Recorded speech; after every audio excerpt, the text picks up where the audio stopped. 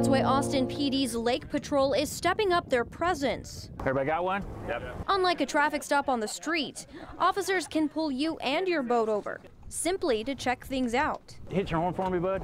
Fire extinguisher. This captain's given the all clear. Cool. No one's had too many, and he has enough yellow life jackets for all his mates. I kind of joke about a saying, but it's kind of true, that safety never takes a holiday. Safety never takes a holiday.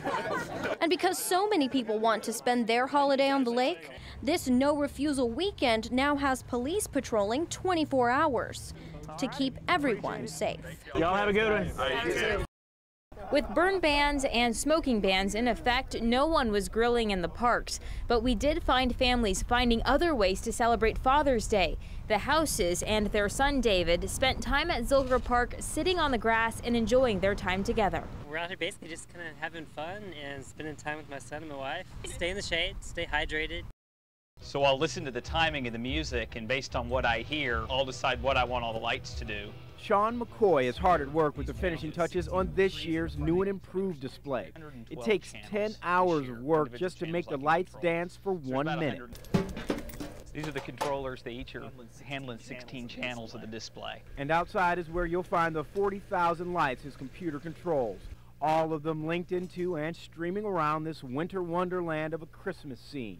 Some of it stuff his neighbors have thrown out over the years.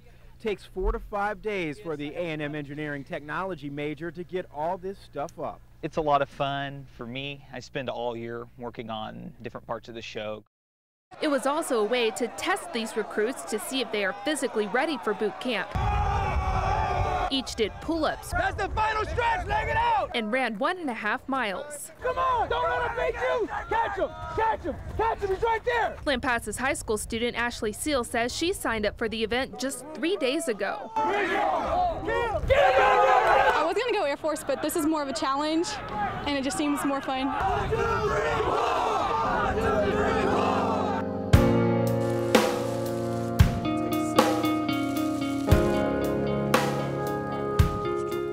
Tie it in here at the top. And wildfires are what these U.S. Fish and Wildlife crews are trying to prevent through prescribed burns. The goal of this burn is to get rid of the underbrush, mainly the cedar trees. This stuff grows, becomes really big, and becomes fuel for future forest fires. Texas hasn't experienced a natural wildfire in almost 100 years. Because of that, fuel like cedar trees and dead wood has reached unnatural levels. If we didn't do it, you know, maybe a fire would never get started, but if one did, it would burn in such great intensity that we couldn't control it. We haven't hit 60 yet, but we're working on it. William Gibson saw this pastime elsewhere and decided to give it a whirl here. I just got it in my head to build a luge. And it was all downhill after that.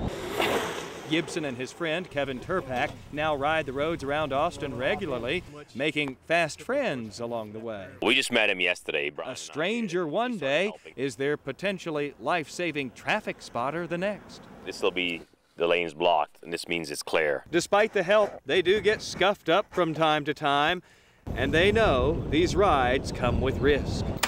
A simple internet search produces a web page full of wipeouts.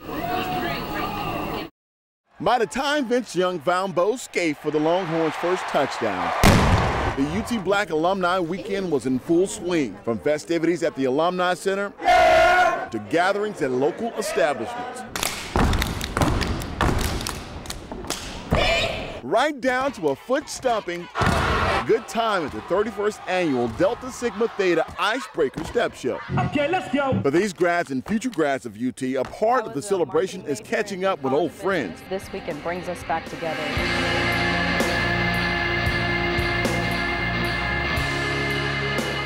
I had to move into the bank because I have another place to stay. Around here, he's affectionately known as Choo Choo. He does odd jobs to support himself and relies on his faith. He says, I love Jesus. And look at my cross over here, look. But Choo Choo has a nasty habit he's been doing since he was 14 years old. Yeah, sometimes I do it. I ain't gonna lie. He uses cheap spray paint to get high. Just help me for cope from life. Don't be thinking about bad things, you know what I mean? Don't get in trouble, and that's about it. Yeah? Choo Choo says it gives him the same effect as getting drunk. How often I use paint? Like Man, 3 times a week. 3 times a week? Yeah. Boxing, that's my life. Next to God, my wife, boxing. 67-year-old Joe Martinez uses his passion for the sport to keep kids off the street.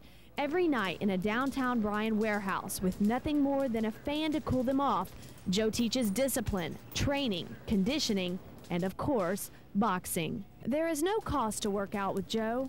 He says anyone who has the desire and determination are welcome at the Bryan Boxing Club. But soon, Joe won't have a place to teach his craft.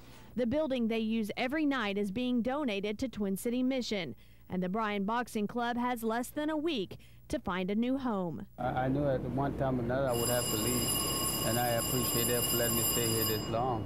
But I know the Lord is going to find me one somewhere. But he's not a quitter. I think, I myself think he'll keep it going in his backyard. And that's exactly what Joe says he'll do. Even though the group will soon have to clear out, Joe has a skip in his step and a smile on his face. I love the kids. Officials say it was hard to actually access the fire to get the equipment in to put the flames out. The biggest challenge is that the brush is thick. Earlier today, the Bryan Fire Department had already battled 2 house fires, which is rare for this city. But this afternoon, they got their biggest challenge yet, a fast-moving brush fire with thick, dense bushes making its way over 60 acres all the way to FM 2818. Officials say volunteers from Brazos County Precincts 2, 3, and 4 also teamed up to fight the fire, and Bryan called in their counterparts in College Station to provide a bulldozer to make a path in the woods. Smoke could be seen billowing for miles. The thick smoke got so bad it clouded the sky and limited visibility for drivers on the Harvey Mitchell Parkway, so state police shut down part of the highway for over an hour. Robert Connor has been a trucker for 45 years and follows strict safety guidelines, but he has some problems with the road check program. All it is just a money scam. You think so? I know so. Connor says he takes responsibility and thoroughly checks out his truck every time he gets behind the wheel. There's a lot of drivers that don't. But there's a lot of drivers that ain't been out here as long as I have. Road Check 2002 is an international program designed to promote truck safety. Most truck drivers only know about it from listening to talk on the CB radio, and judging from radio traffic, the consensus seems to be on their part. It's a bad idea. Bunch of bull. God, let's leave us alone, let us drive.